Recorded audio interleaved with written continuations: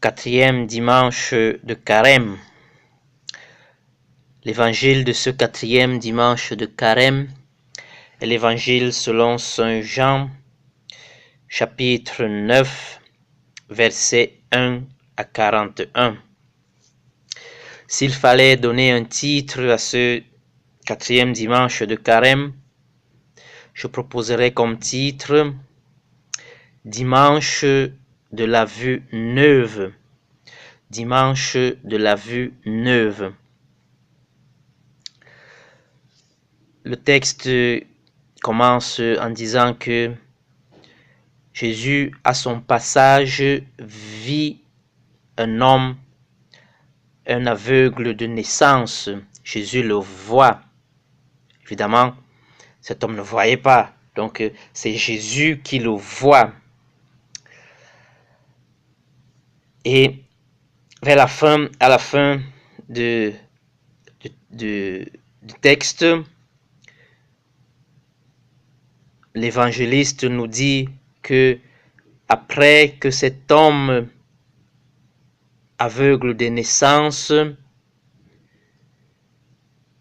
ou un ex-aveugle de naissance ait été jeté hors du temple, Jésus le voit. Nous avons le regard, la vue de Jésus au départ, le regard de Jésus au début et le regard de Jésus à la fin.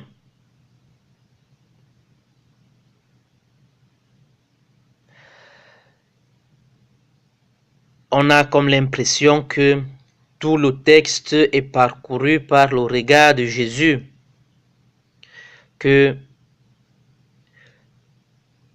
le regard de Jésus est le cadre dans lequel le texte est raconté. Le texte est écrit, que tout le récit est narré. Jésus voit cet homme aveugle de naissance et les disciples lui posent une question qui a tout son sens et tout son poids pour la culture et la mentalité du temps de Jésus, selon laquelle une personne qui avait un mal physique, un handicap, l'avait parce que ses parents ou lui ont péché. Et donc, c'était un mauvais sort que Dieu réservait à ces derniers. Mais Jésus répond aux disciples en disant que ni lui, ni cet homme aveugle, ni ses parents ont péché. Et que la maladie qui lui est arrivée, qui arrive dans la vie de l'homme, n'est pas la conséquence d'un péché commis et donc un mauvais sort de la part de Dieu. Mais dit que Dieu transforme cette maladie en quelque chose de plus grand.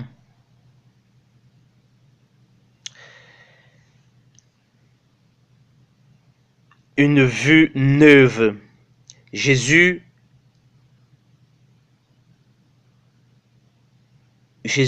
amène les disciples à avoir une vue neuve sur la figure de Dieu, une vue neuve sur les hommes, sur l'histoire, sur la vie, sur ce qui arrive aux hommes, sur les hommes qui vivent autour d'eux, une vue neuve. Le texte nous dit que Jésus fait de la boue et l'applique, le met sur les yeux de cet aveugle, l'envoie se laver à la piscine de Siloé, et puis ce dernier après avoir fait ce que Jésus lui a recommandé, il voit. Jésus a rendu la vue à cet homme aveugle. Jésus lui a restitué une dignité, sa dignité d'homme. Jésus l'a libéré de cette maladie, de cet handicap qui l'a mis en marge de la société, en marge de la communauté religieuse, parce qu'il était un mendiant à l'entrée du temple. Et vu que la mentalité de ce temps voyait l'handicap, la maladie comme un mauvais sort de la part de Dieu, donc il ne pouvait pas entrer dans le temple parce que il fallait tenir loin, éloigner le pécheur. Donc Jésus rend la dignité à cet homme, il le rend libre, un geste louable, un geste qui doit être l'objet d'une fête, parce qu'un frère, un ami, un homme a été rétabli dans sa dignité et a acquis la liberté. Mais non, ce geste de Jésus deviendra un geste problématique pour les hommes religieux de cette communauté. Pour comprendre la problématique de ce geste, il faut tenir en considération une parole, le sabbat. Le geste que Jésus accomplit advient un jour de sabbat, de jour où les Hébreux, où les hommes doivent se reposer, ne doivent faire aucun travail, aucun effort.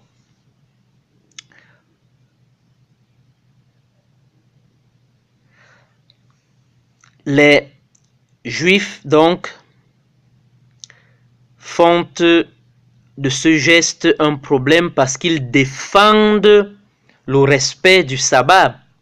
Ils sont autant obstinés dans leur défense du sabbat, dans leur défense de Dieu, parce que c'est une loi religieuse donnée par Dieu, qu'ils ne sont pas capables de voir l'humanité de cet homme-là, de voir la beauté de l'humanité qui a été restituée à cet homme, qu'ils ne sont pas capables de voir en cet homme un frère, un homme tout simplement. Ils sont autant obstinés qu'ils n'arrivent pas à voir que effectivement il s'agit d'un geste divin, parce que la boue, la terre que Jésus avait utilisée rappelle le geste de la création. Donc il s'agit d'une nouvelle création. 1. 2. Ils sont autant obstinés qu'ils ne parviennent pas à voir que les textes religieux, les textes sacrés, notamment Exode 20 et Deutéronome 5, parlant du sabbat, dit que le sabbat pour Exode 20, est un jour de dignité, est un jour où en se reposant, est un jour où nous en entrant dans le repos de Dieu qui se repose après avoir créé l'homme et la femme et demande à l'homme de se reposer pour conserver cette dignité, nous rétablit l'homme dans sa dignité. C'est un jour de libération pour Deutéronome parce que le 7e jour, Dieu se repose et demande au peuple d'Israël de se reposer en faisant mémoire du fait qu'ils ont été libérés de l'Égypte. Donc, le repos, c'est entrer dans le grand geste libérateur de Dieu. C'est ce que Jésus a fait. Jésus a rétabli à cet homme sa dignité. Jésus l'a rendu libre. Donc, un geste divin.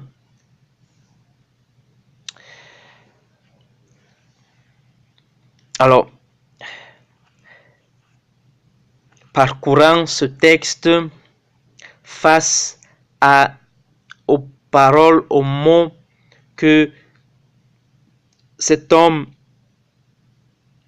cet aveugle de naissance guéri, doit utiliser pour se défendre contre l'accusation de cet homme qui se dise homme de Dieu, on ne peut pas être ému de voir comment, au lieu plutôt d'être encouragé de faire la fête pour cet homme qui a été rétabli dans sa dignité, il est accusé simplement du fait qu'il a été guéri de sa maladie.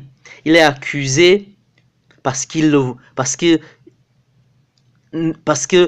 voit, parce que il ne voyait pas et maintenant il voit. Voilà ce pourquoi il est accusé et il doit se défendre. Cet homme, cet aveugle guéri, qui à peine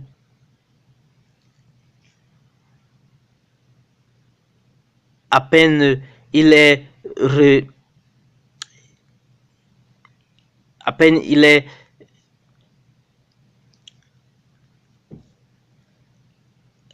eu la possibilité de voir, à peine ses yeux ont été ouverts,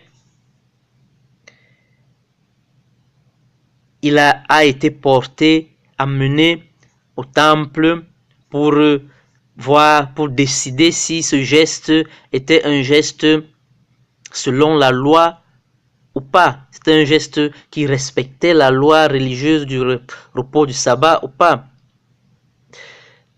Ses voisins, dit le texte,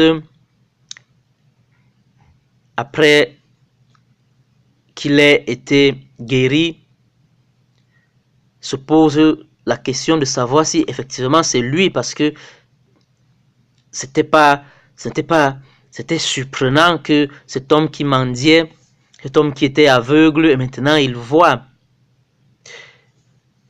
Les uns disent que c'est lui, d'autres disent que il ressemble à cet homme. Et lui, sa première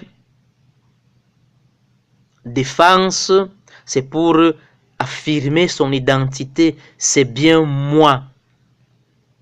C'est bien moi.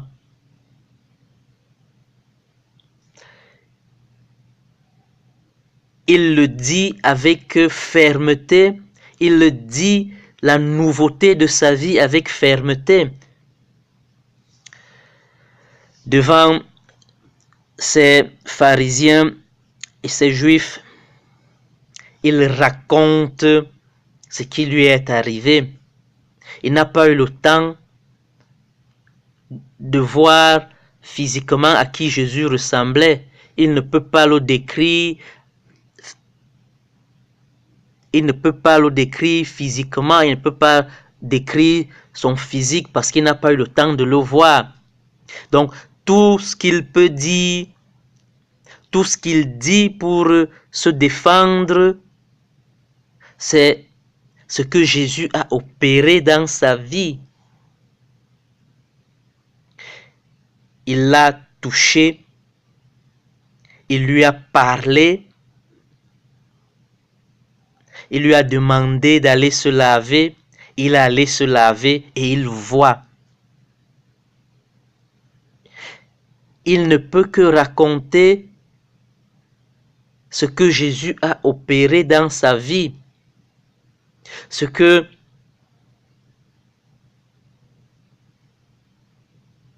Jésus qu'il a rencontré a fait pour sa vie. Il raconte la nouveauté de sa vie après que Jésus l'ait rencontré. Il n'a pas d'autres détails à fournir sur l'aspect physique de Jésus parce qu'il n'a pas eu le temps de le voir.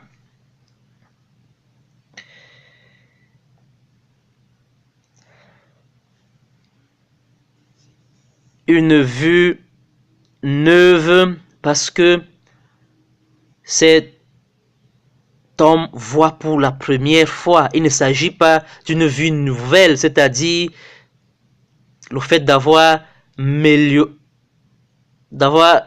amélioré l'ancienne vue. C'est une vue nouvelle. Et cet homme, pour la première fois, voit. Et ce qu'il voit en premier, c'est peut-être paradoxal, c'est son histoire, c'est son identité, c'est sa nouvelle vie. C'est la première chose qu'il voit.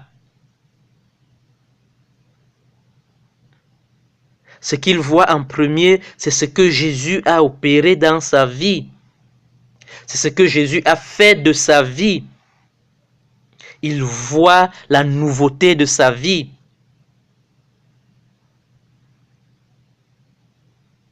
Il voit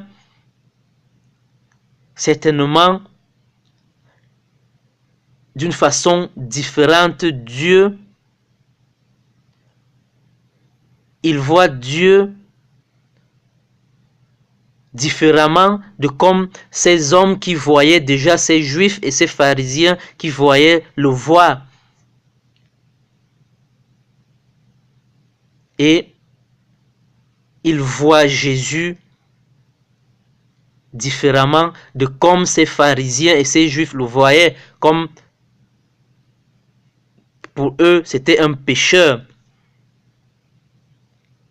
Et Dieu était celui qui envoie un mauvais sort pour punir le pécheur. Mais l'aveugle guéri voit une vue neuve, une vue différente de la vue des pharisiens et des juifs. Donc, il acquiert une vue neuve. Il a un regard neuf sur sa vie et un regard neuf sur Jésus, un regard neuf sur Dieu, un regard neuf sur la vie. Parce qu'il amène les pharisiens à raisonner. Si c'est un pécheur, alors comment se fait-il qu'il m'ait ouvert les yeux?